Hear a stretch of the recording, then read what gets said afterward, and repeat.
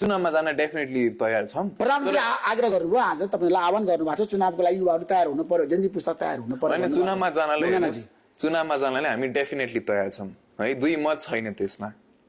पहिला दुई मत थियो होला, अब दुई मत छैन। चुनावमा जानुपर्छ, तर यो चुनावमा गएर चाहिँ हुँदैन। यो चुनावमा त जानै मिल्दैन। त्यसो फागुन 21 गतेको चुनावमा जनजी पुस्ता सहभागी हुँदैन।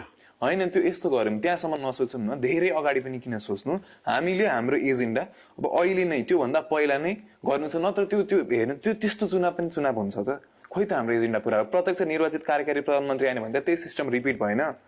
जोबाट चाहिँ यो शासन सत्ता लियो, उहाँहरू नै फेरि गएर बस्दिनुहुन्छ त। फरक के भयो? यत्रो ज्यान धनको क्षति रगत भएको, यो त के अर्थको भयो त? त्यसो अहिलेकै निर्वाचन प्रणाली अन्तर्गत निर्वाचन जाँदाखेरि पुरानै दल आउने भयो, पुरानै नेता आउने भयो, नयाँ पुस्ताको त्यहाँ हालिमाली नहुने भयो, वर्चस्व नहुने भयो। मलाई कुन पार्टी के त्यो खासै मतलब छैन। हेर्नुहोस् है, मलाई खालि के मतलब छ भन्दाखेरि सिस्टम बलियो भने उल्लुलाई हालिदिनुहोस्, उल्लुले नि केही न केही काम गर्छ। हेर्नुहोस्, तर यस्तो सरकार फेरिने, बारम्बार फेरिने, अन्त कसलाई दोष ल्याउने पनि ठाउँ छैन। म 6 महिना, म 8 महिना, म 10 महिनामा निस्काए भन्छन्।